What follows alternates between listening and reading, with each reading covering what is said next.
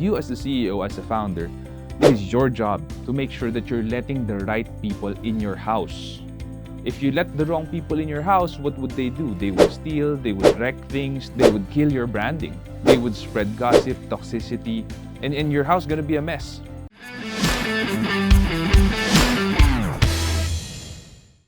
Hey guys, welcome back to the channel. This is your host, Sean C, aka Mr. CEO at 22, and today we're going to be talking about how to make your money work for you.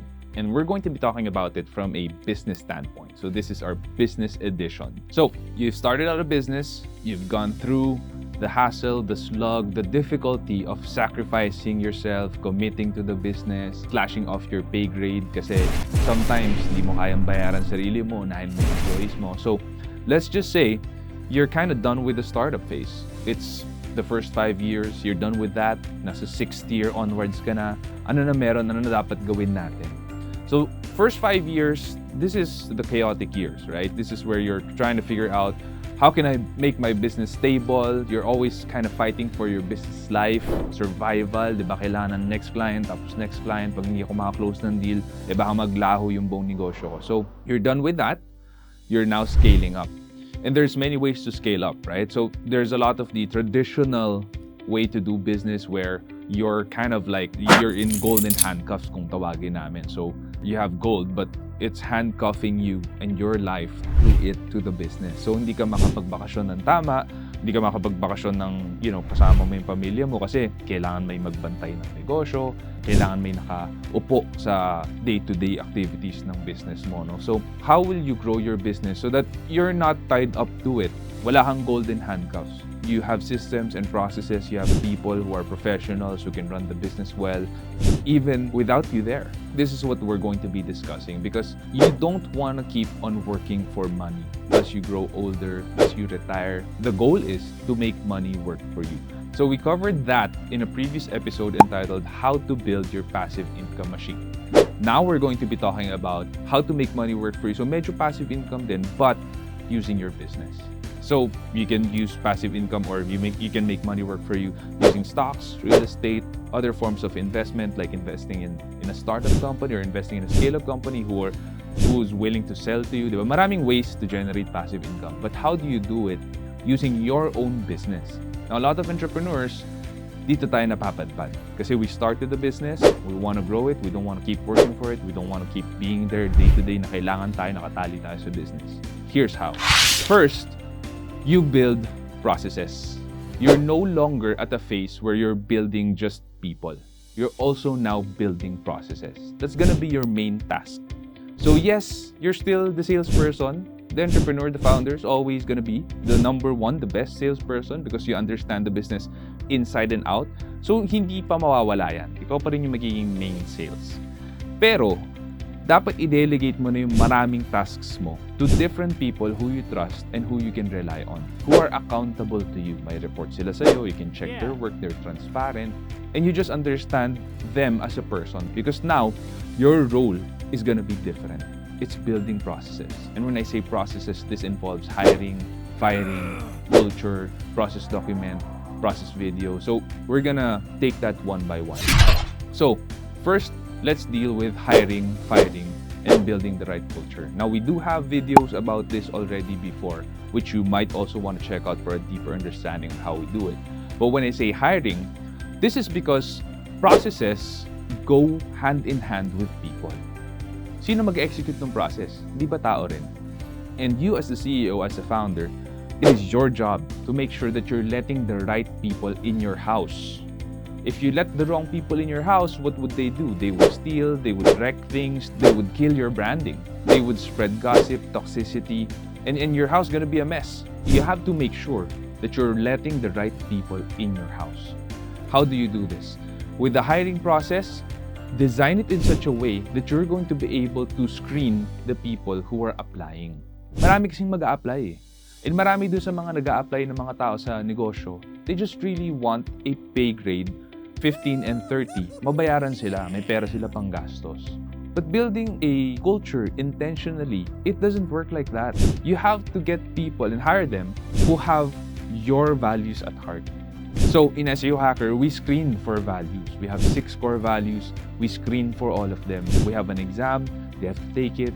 If they score poorly, immediately, they're out of the hiring process na. We tell them, thank you for trying. We believe you might be a better fit in other cultures, in other companies. But in this company, medyo mahihirapan ka. Kasi ito yung values namin, hindi tayo aligned. Long term, hindi tayo magkakasundo, di ba? It's just like when you're trying to court someone or you're being courted if you're a lady, di ba? You want to make sure that the values are all aligned. Because if not, and you get married, you're gonna have a hard time in your marriage. Kasi iba yung vision mo, iba yung vision niya, hindi kayo magkakasundo. So, the tricky thing here is you have enough people na hindi mo talagang kailangan na ng new hire immediately. Kasi pag ganun yung position mo, wala na, i-hire mo na kung sino man yung next na mag-apply. Paano pag hindi kayo aligned ng culture? It will do more damage than help long term. So, be very strict in your hiring process. Design it in such a way where you will be able to screen a lot of people and get the ones that really fit your culture, who you can trust. And they're also skilled people, meaning they're able to do the work. Hindi yung ituturo mo pa sa kanila lahat. Now, when it comes to firing, it's the same. There are some people who will grow apart from you. Hindi siya growing with you, mag-grow apart from you. That's why I always say the people who you start with are not the people who you're gonna end with. Now, there are people who will stay with you long term and who will adapt to the growth of your company and business and your leadership and your values. Amazing. Bibihira yung ganon. But if you're blessed with people like that, keep them, take care of them. Make sure to bless their lives. But a lot of people, it's not gonna be the same. You see, people who start with you when your company is starting, startup phase, chaotic, gusto nila yun. Some of them thrive in that. And they're gonna be great for the first 5 years. But after that, when you're processizing, when you're scaling up, sometimes they will resist it. They will say, dati ganito naman tayo, ba't ngayon kailangan ko na gawin to? Ba't ngayon kailangan ko na fill upan tong report na to? Dati, verbal lang pwede na. So, minsan magkakaroon ng friction, baka magkaroon pa kayo ng conflict, and that's fine. Because the companies grow. And if the people does not grow with the company, with the processes, they're not able to adapt, they're not able to accept these things, then you will grow apart. So firing also becomes a very integral part of your culture. How do you fire in such a way where you allow people to keep their dignity? Hindi mo sila papahiin, hindi mo sila ibubully. You do it well, processized.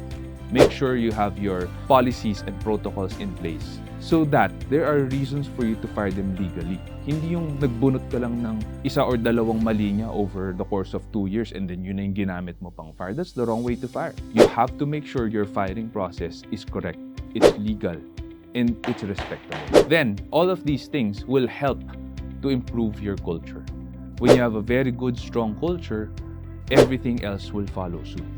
Bakit? This is because a lot of companies lose people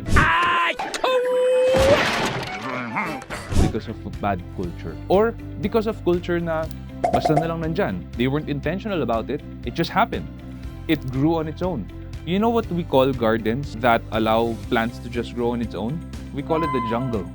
Mahirap i-navigate, magulo, madumi, baka may ahas pa sa loob. When your team becomes a jungle, it's gonna be very hard for you as well to navigate through it, to look for what you're looking for, to delegate. So you have to be intentional about the culture talaga. You trim the garden, you fertilize it, you water it, you take care of it, you make sure enough sun goes in. You're the main gardener when you're the CEO and founder of your own company. And the culture of your team, it's the garden. You have to take care of it every day. Now, after you've hired them, what happens? Some companies ganito. Oh, lahain na natin. Sige, bigyan mo na ng trabaho. Tapos yun na yun. You expect that that person will just grow on his or her own. And you expect your other managers that they will teach and guide that person all the way. Paano may trabaho din yung managers and leaders mo? How can they make sure that this person will succeed, completely succeed in this new role that you hired them for? You cannot. This is why you have to have an onboarding and training program. Sa SEO Hacker, we're a high-knowledge services business. We deal in social media marketing, search engine optimization, websites, programming, a lot of technical stuff.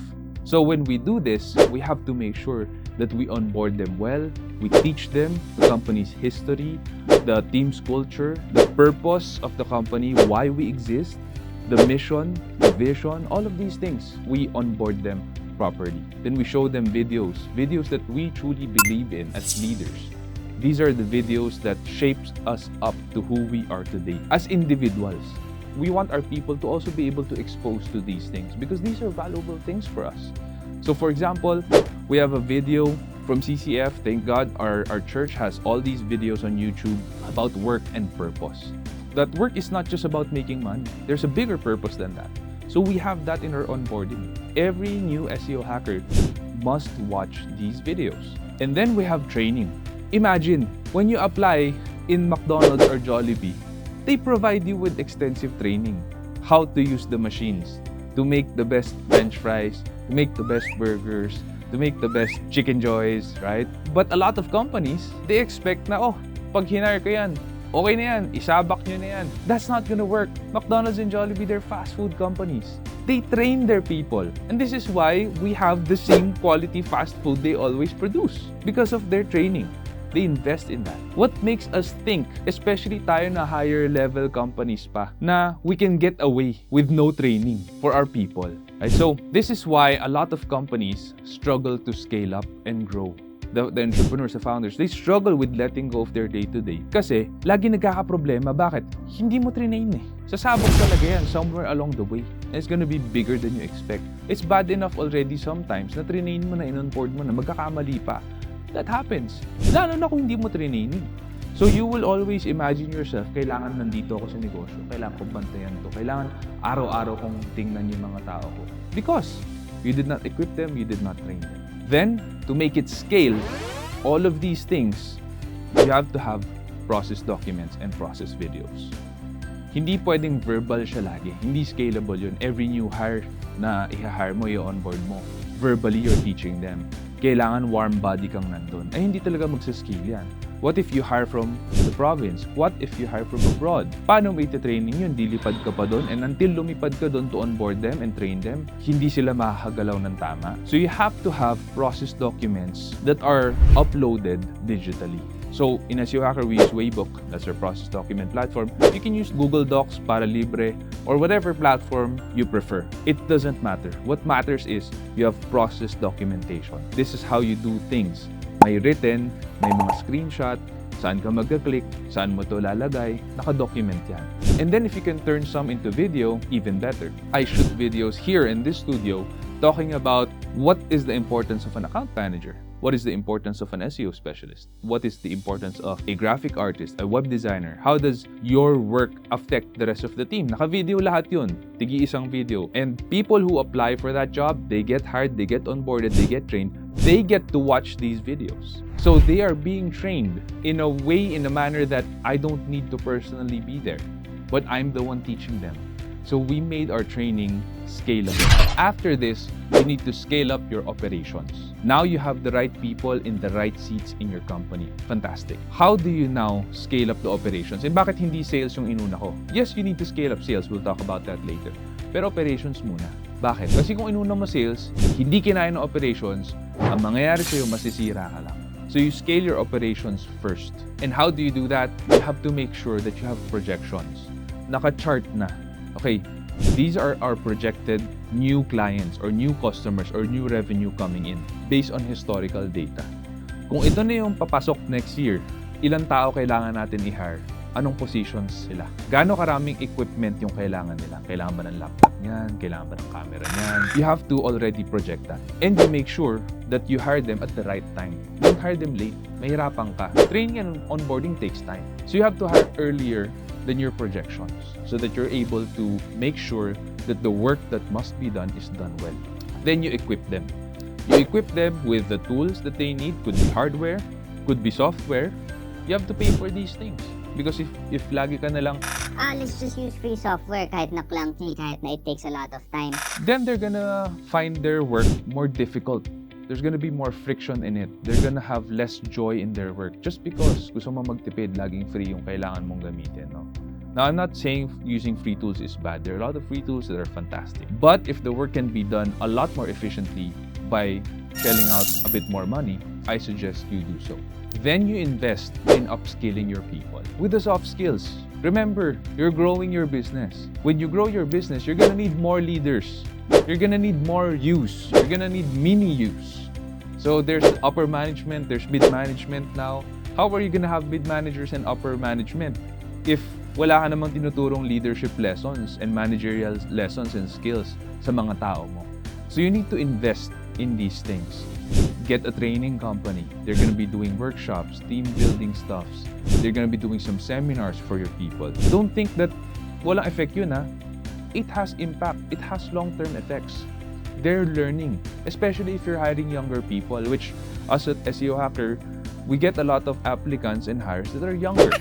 Often, fresh grads, all the way until 40, 42, nakakuha kami na applicants na ganun. But that's the age range. So you can imagine we have a lot of young professionals coming in. And we want to make sure that all of them have the opportunity to go up to mid-level management or upper management. Hindi yun mangyayari basta-basta. You cannot expect people to grow themselves. You have to be intentional as the leader to give them the proper equipping. Get some training companies, consult with you, and create programs for you so that they can train your people. When that happens, your people will take over a lot of the decision making that used to be on your plate, and that will free up a lot of time for you. And then you create a career path. Now, if your business is growing, money is working more for you, you make a career path now for them. So, sa amin, in SEO Hacker before, we only had a few positions. Solid na siya. So, we have the writer, then magiging editor ka, then potentially pwede ka maging SEO specialist. Now that we're growing, we're projected to grow to 80 by the end of the year. We have to have career levels. And this is because we also discover new skills. We also discover new things about certain positions. So we can have a web developer 1, and then once na hit niya tong mga learning goals na to, natutunan niya, then he or she becomes a web developer 2 with a higher pay grade, with a bigger package, and then web developer 3, or magsisplit yan to a technical or managerial role at some point along the way. All I'm saying is, we have designed now the career path intentionally. Before, walang ganon. And no one wants to stay as a web developer forever. Yun lang, hanggang dun na lang siya. There has to be something more for your people. You as the leader is the one in charge to do it. Then lastly, you scale up your sales. Okay na yung operations, okay na yung onboarding, okay na yung culture. Now you scale up your sales. Now you're gonna be hiring more salespeople. Now, when you hire salespeople, maganda sana pag meron na silang sariling network. Malakas na, kaya na nilang magbenta at mag-close deals. Sadly, that's not always the case. Some salespeople will still need your support. They need you to generate leads for them. So kailangan mo rin ng marketing team. Now, how we did it at SEO Hacker, for the longest time, the marketing, buhat-buhat yun ng SEO. Because when you search SEO Philippines, SEO services, we're up there, often in the #1 spot. So we just get inquiries passively. May engine of growth kami na tinatawag. Our engine of growth is a passive lead generating platform, and that's our website. This grew our brand. This is proof of work na kami mismo, nagra-rank kami, #1 pa. So why would you get another SEO company to do the work for you? You might pay them and there'd be 0 results and you wasted 1 year and a lot of money. They might be cheaper short term, but they're a lot more expensive long term. Sa amin, 1 year pa lang, first page ka na, and you're getting leads already. It pays for itself. So even in the first year, we're still a lot cheaper because we produce the results already. And this is what produce results for SEO Hacker mismo. We practice what we preach. So our leads just come in. We get leads every single day. This is what our salespeople would use now to set meetings, to close deals, to send contracts and proposals. So there is that engine of growth. And then they have their own network, and then they have their own strategies pa. They go to expos, they check out websites of other companies, and then they contact them, they send a proposal, maybe they would send an audit. So there are so many several ways that salespeople can set up meetings and close deals. Then you have to make sure that you build your brand. It's hard to do sales if the brand is weak. Hindi ka kilala ng tao, hindi nila nakikita yung pangalan mo, hindi matunog. It's so much harder to close deals that way. It's so much easier if people already know who you are. So you equip your salespeople by training them, by allowing them to shadow you when you do a pitch, when you do a presentation, and at the same time, strengthen the brand para mas madali sa kanila makapag-close ng deal. And once that is rolling, you can make sure that your money is gonna be working for you 100% of the time. Kahit tulog ka, kahit wala ka sa office, it's still working because the sales are coming in, your operations team is able to handle it. All of these things will now work for you. So your worries are a lot less. Minimized na siya. So you can take better vacations, you can relax more, and literally, your business is working for you. Money is working for you. I hope this video helps provide value to you, and if it has, please do help us by sharing it with friends and colleagues. Hit the like button, the subscribe button, and the bell notification icon. And if you're not following us on Spotify yet, please do help us there by following us there. Share this episode to other people. Thank you so much for tuning in. Take care, and God bless.